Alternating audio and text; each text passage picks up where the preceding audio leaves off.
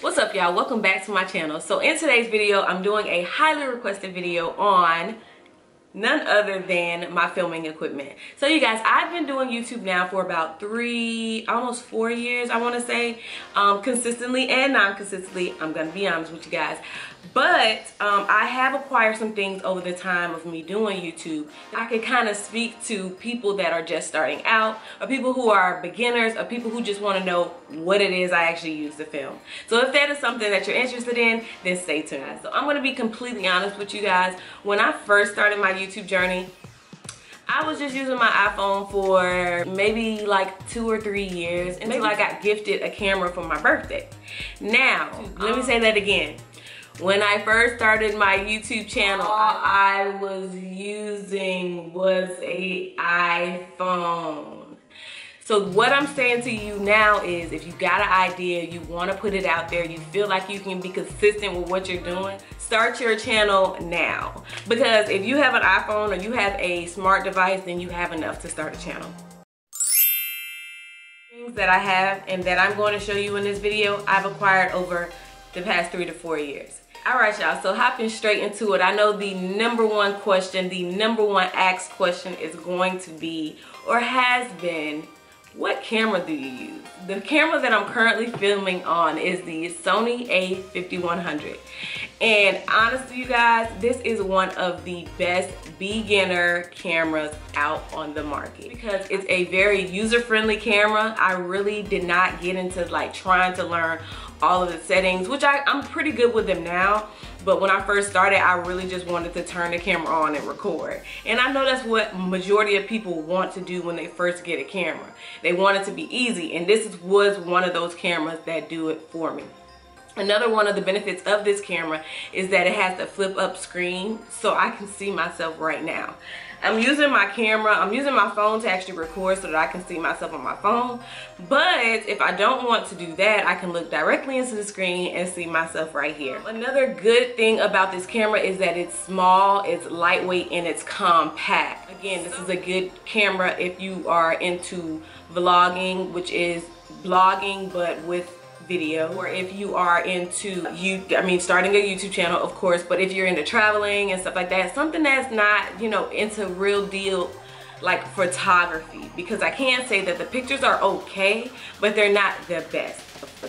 Yeah, that's the camera that I use. The lens that I use for this camera is actually the lens that comes with the camera. And as you can see, 4 years in to the channel, that I'm still using it to record. Last year, I actually upgraded to the Canon. So this is the camera bag that the camera came in, and it is an Amazon bag. So this is the camera that I currently use, or let's just say for my last couple of videos, I've actually been using my Sony because I want to get a new lens for this one, but I'm gonna insert some footage of how this camera footage actually looks right here. And so this is the Canon Rebel T7i. I got this camera off of a Facebook Marketplace and it works perfectly fine. I'm getting a new lens for it soon, so it was a bargain, it was a steal, and it came with all of this equipment. It came with the camera, it came with this lens, it came with a lighting system that's actually portable, and then it came with a remote. So for all of that, it was a very, very reasonable price. So don't sleep on your Facebook Marketplace, Let Go's, and your OfferUp, places like that on equipment. So the next thing I'm going to talk about is backdrops. Backdrops can be anything. You can take a poster board, you can take a blanket, you can take anything and make it into a backdrop. So before you go out and spend tons and tons of money on a specified backdrop, just be sure that YouTube is something that you really want to do and that you're going to be sticking with, because it can get a little costly. The backdrop that I mainly use and that you've been seeing and that you have seen so many times in a lot of my videos is this backdrop.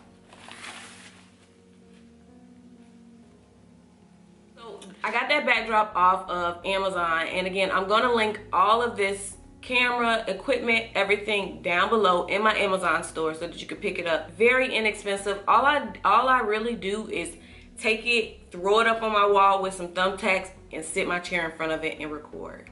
Okay, so these are seamless backdrop paper.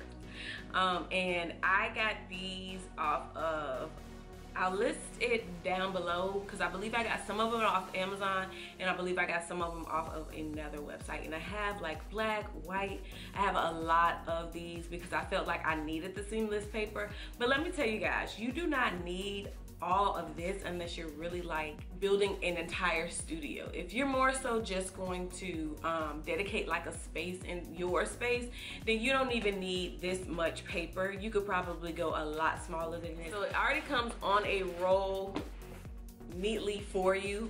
I have just kind of like ripped it off, used it when I needed it and things like that. So all you want to do is just roll it out, and the same thing you did with the other backdrop, I just pin it into the wall.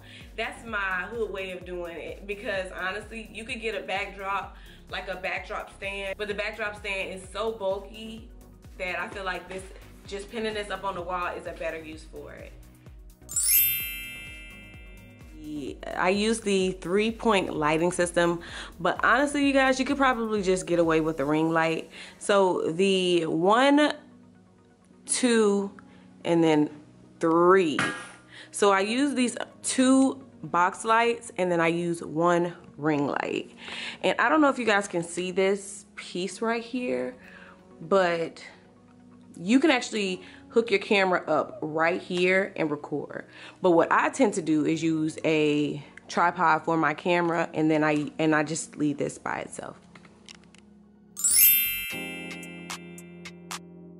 Okay, so as I mentioned, the Sony a5100 is a great camera for vlogging, and one of the good tripods I would recommend to use is the Joby, and that's what this is right here.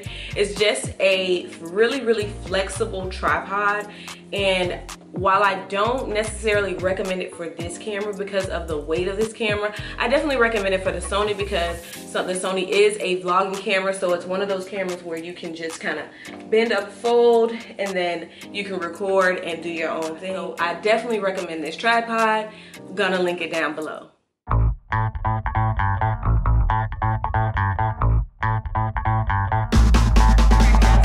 Talked about all of the things you need to record or start a YouTube channel. Let's talk about the 5 things I wish I would have known before starting a YouTube channel in 2020. So the first thing I wish I would have known is it was okay to start where I was. So when I first started my channel, I had a camera phone. Literally, all I used was my iPhone, and I had a bunch of ideas. That's really all I had. I had no structure, I had no schedule, I had no consistency. I just had an idea and an iPhone, literally. So, and that's really all it takes to get started. I wanna say this with everything in me. That's really all it takes to get started. Get started and just keep building from that. Which takes me to my second tip. Have some ideas. You don't necessarily have to know exactly what your channel is going to be about when you start it, but at least have an idea of what you want it to be about. So for me, when I first started my channel, I know I wanted to do hair, I know I wanted to do DIY projects, and I know I wanted to talk about fashion. And so for me, when I looked those 3 things up to try to niche and pick a specific audience, it came down to lifestyle. So for me, that's what I labeled my channel as, a lifestyle channel. The third tip I have is to create an email account specific for your YouTube channel. And I say this with everything because there are gonna be so many opportunities for you to collaborate with companies and with different businesses. And if you do not have an email that is directly linked to your channel, that you actually check, then you're gonna be missing out on opportunities that could potentially build your channel and help grow your audience. The 4th thing I wish I would have known about before starting a YouTube channel is that all of your music that you listen to on a daily basis, don't bring it to YouTube because they're gonna copyright your videos. And basically what that means is that you cannot monetize. Monetizing means you cannot collect any type of form of payment for that video, in the form of ads. So if you guys want to see a video on how to add music to your YouTube channels without getting them copyrighted so that you can monetize them, let me know that down in the comment section. I can get that out to you. The fifth and final thing I wish I would have known before starting a YouTube channel is to be confident in everything that you do. And the reason I say that is confidence comes from education.